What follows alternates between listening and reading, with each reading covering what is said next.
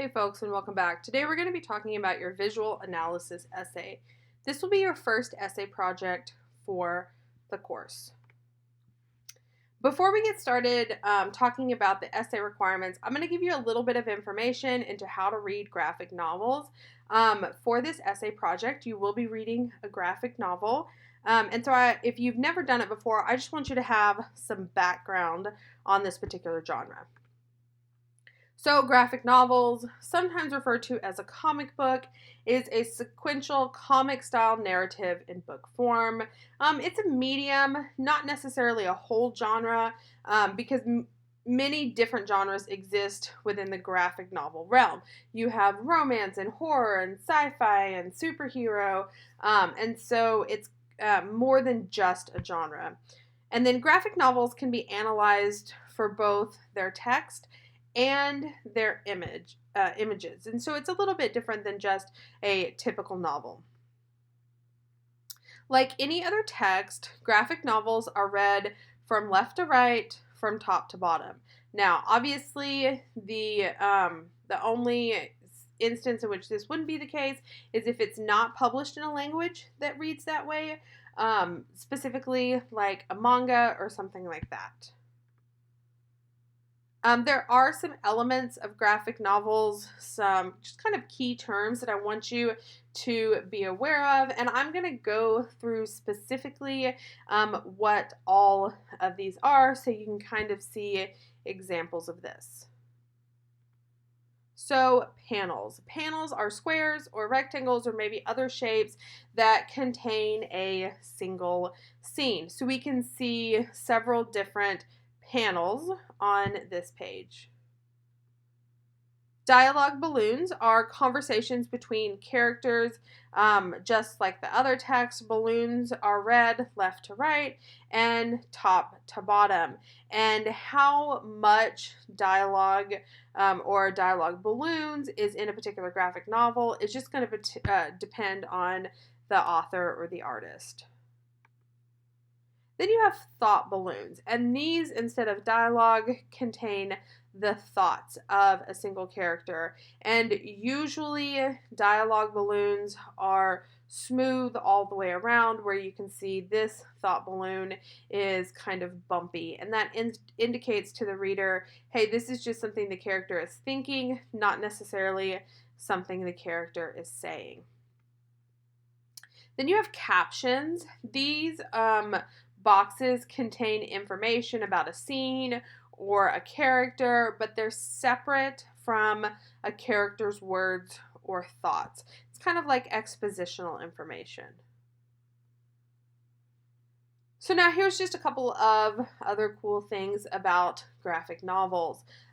Graphic novels transition from panel to panel and page to page in order to do a couple of things. Maybe they're slowing down time, maybe they're emphasizing an action sequence, maybe they're utilizing juxtaposition for emphasis and meaning. So this is something that you want to pay attention to when you're reading graphic novels. And then lastly, perspective. Graphic novels utilize the same terms as film and photography do to demonstrate perspective. So maybe we have a close-up shot or a medium shot or even a long shot. You have tilt ups, tilt downs, excuse me, panning and tracking. And all of these are terms that you can use to really describe what is happening on the pages of your graphic novel. Okay, so let's talk about your essay. You will write an analysis of a graphic novel of your choosing. The only thing that I ask is that it's full length and not a non-serial portion of a graphic novel. So that means you have to go pick out a graphic novel, not a comic book. Comic books often look kind of like very thin magazines, where graphic novels are a little bit thicker and they tell a whole story.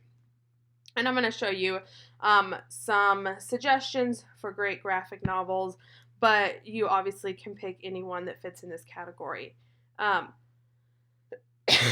So analyzing a graphic novel is fundamentally different than analyzing other types of literature because the images allow for detail and complexity and possibly story arcs that are different from other genres. These stylized images distinctly present the narrative alongside the use of written language, or sometimes even in place of written language. So here is some examples of pages or panels from graphic novels. This one in the top left corner is from a graphic novel called American Born Chinese.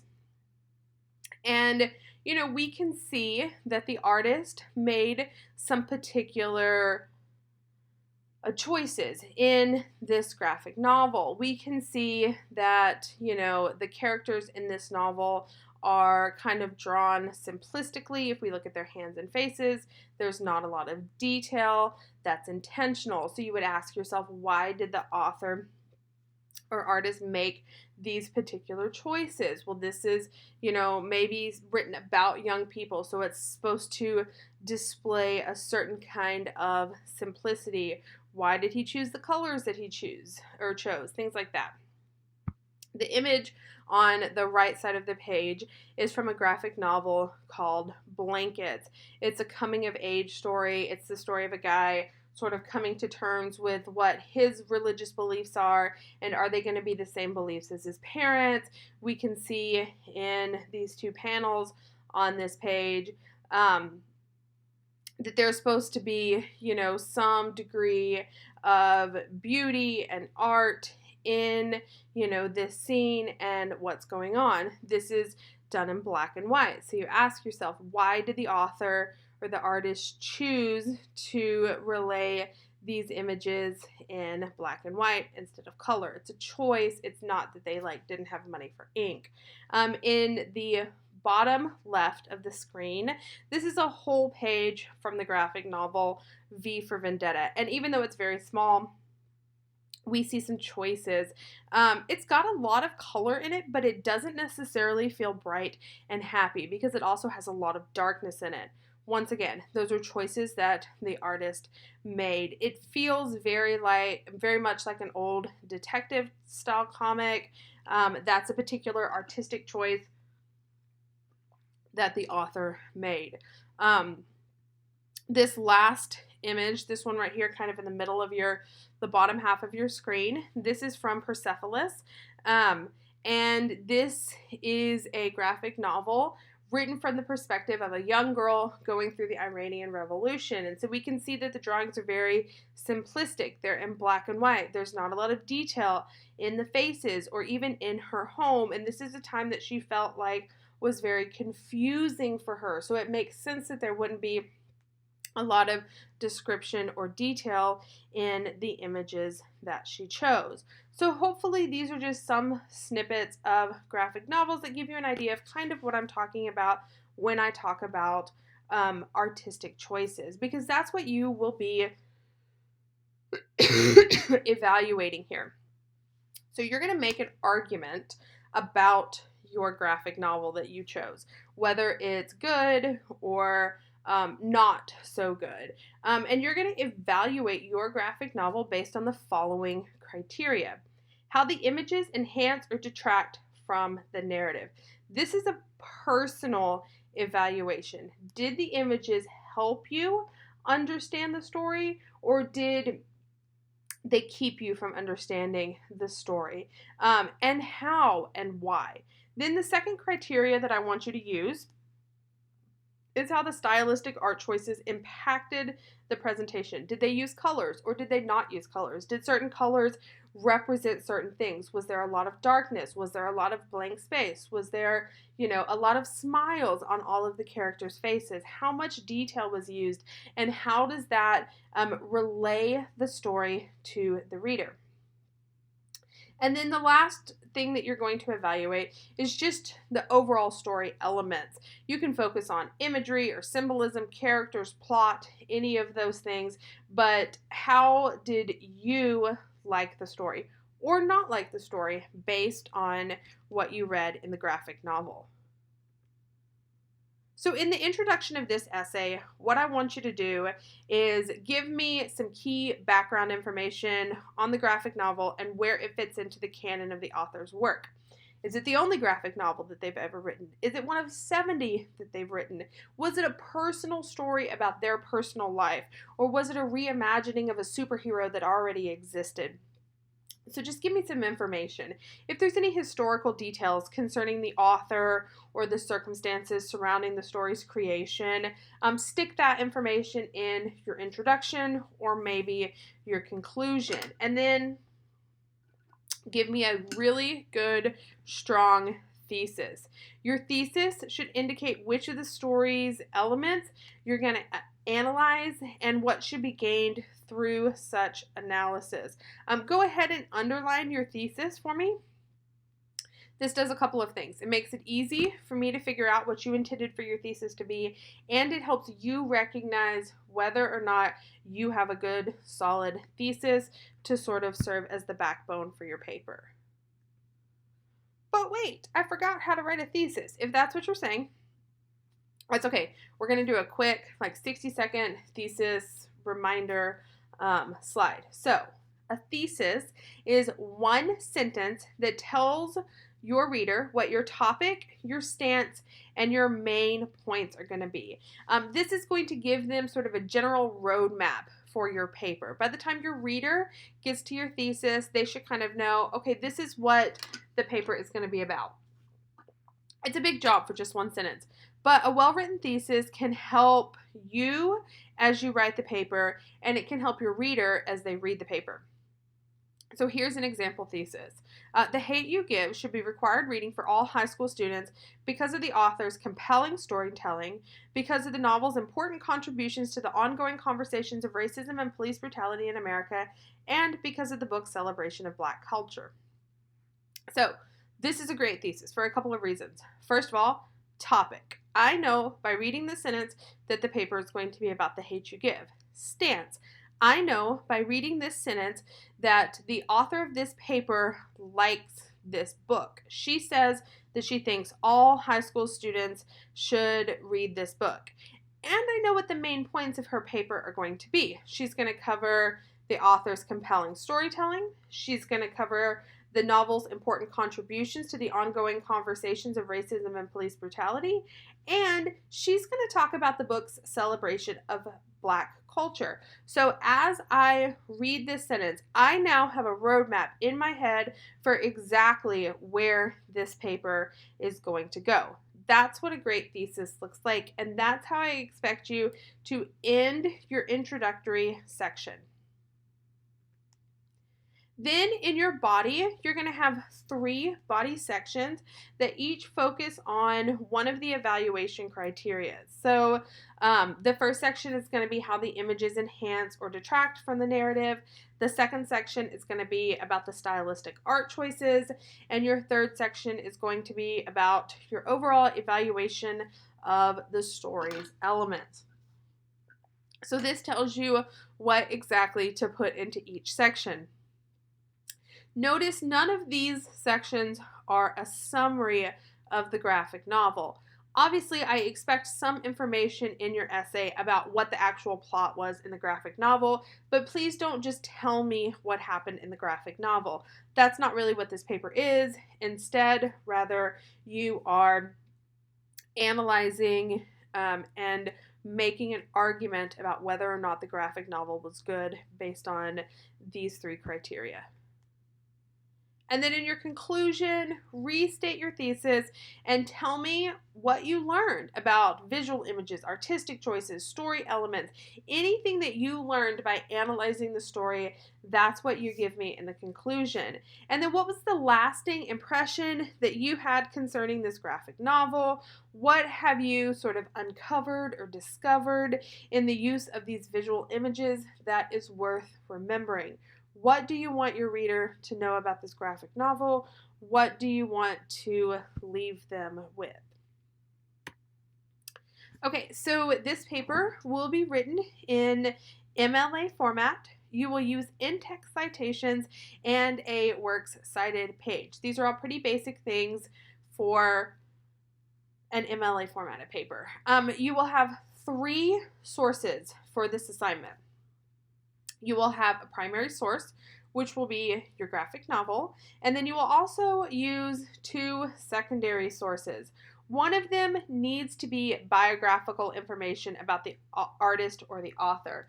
Now, in graphic novels, sometimes the artist and the author are the same person. Sometimes they're not. If they're not, then you obviously will need biographical information about both of them. And most authors or artists have their own website, and that's usually a good place to get information about them. If your third source doesn't need to be biographical information, you can use a second work, you can use a critique or a review. Really, it's kind of up to you. And then this paper needs to be 3 pages plus a works cited page. So it will be typed, it will be double spaced, it will be 12-point font, Times New Roman, all MLA format basics. Now, that is 3 full pages, so you can't just get to one sentence on the first page, on the third page, and be like, okay, I hit 3 pages, I'm done. 3 full pages of double-spaced text. But wait, I forgot how to use MLA format. Don't worry. I have resources in the resource folder on Blackboard. You can email the Writing Center. You can use Google, but also I'm going to give you just kind of a quick refresher course in what MLA format looks like. MLA format, now you're not going to be turning any physical papers in, but 8.5 by 11 paper, which is kind of the general setting in Microsoft Word. Anyways, double space everything. The heading, the works cited page, the whole paper, block quotes, everything in MLA format is double spaced. Use 12-point Times New Roman or a similar font, and then set all margins to 1 inch on all sides, and you're going to indent the first line of paragraphs 1/2 inch. You do this because you do not skip lines between paragraphs. In MLA format, you have a heading and a header. The header is in the header of the page, and it is your last name and a page number. The heading is going to be your name, your professor's name, the class name, and then the date. And then the very next line, we do not skip lines in MLA format. You're going to put your title, and then you go down to the next line, and you start your writing. Now, as passionate as you are about your title, it's not bold, it's not bigger, it's not purple font, it's just regular MLA format, just like everything else. And this is actually a sample MLA format that is on Blackboard that you can go and look at if you have questions or you want to see the whole paper. Now, an in-text citation is a brief reference inside your paper that indicates, hey, I borrowed this idea or this direct quote from another source. It directs the readers of your paper to go to your works cited page. And it's not obtrusive. You just put it at the end of the sentence. So an in-text citation will include the author's last name and a page number enclosed in parentheses. If there is no author, an abbreviated title. Now, what do you cite? You need to cite any information, idea, or words that come from another source. You do not have to cite common knowledge. So, for example, you do not have to say what source you got, like the Civil War was between the North and the South. But if you're going to tell me that, General John Smith lost his leg in the Battle of Gettysburg and then went on to create prosthetic legs for soldiers for the rest of his life, I need to know where you got that information. Anything that the average person wouldn't know, that's what you cite. And then in MLA format, you have a works cited page. This works cited page is going to list everything that you cited in your paper. If you did not cite it in your paper, you cannot put it on your works cited page. And if it is in your paper, it has to be on your works cited page. So those two numbers need to match. If you have 3 things cited in your paper, you have 3 things listed on your works cited page. And then each citation on that works cited page is made up of these 9 elements, and they're always in this specific order. And then each element is followed by the specific punctuation mark shown here. Pay attention to this little graphic. Take a picture of it, save it on your phone, do something so that you always know how to create a citation. Now, your works cited page should be on a separate page from your essay. Like I said, it's formatted according to MLA standards. Please put your list of citations in alphabetical order. And like I said just a moment ago, every citation in your paper must be on your works cited page and vice versa. So for this assignment, you have to use 3 sources, your graphic novel and 2 other sources. So I expect all 3 of those to be quoted in your paper as well as listed on your works cited page. Your works cited page should be the last page of your essay, and then your citation should be left justified and have a hanging indent for subsequent lines. And I'll show you what that looks like. Oh, just kidding. There's an example of what that looks like in the sample MLA paper. Okay, this next couple of slides are just some great graphic novels. You absolutely do not have to choose one of these, but these are just some ideas to get you started. The Complete Persepolis, Mouse. So we talked a little bit about the Complete Persepolis over. This is about an 11-year-old girl going through the Iranian Revolution. Mouse is about the concentration camps in World War II, but they're told from a different perspective. Kind of the Jews are portrayed as mice, and the Nazi soldiers are portrayed as cats. This next one, American Born Chinese, we looked at a graphic from that. That's about a second generation immigrant just kind of coming to terms with his identity.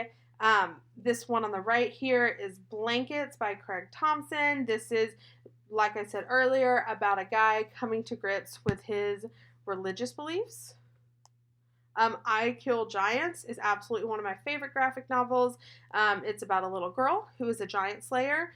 V for Vendetta was made into a movie a while back, but it's a great graphic novel by Alan Moore, kind of about revolution, and it's set in a world that is similar to ours, but has a slightly alternate timeline.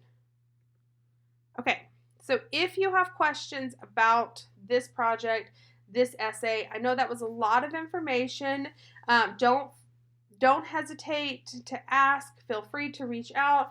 Please download the essay instruction sheet that is in Blackboard so that you can have it. Use it as a checklist to make sure all of the things that you need are in that essay. And I can't wait to read about what you read.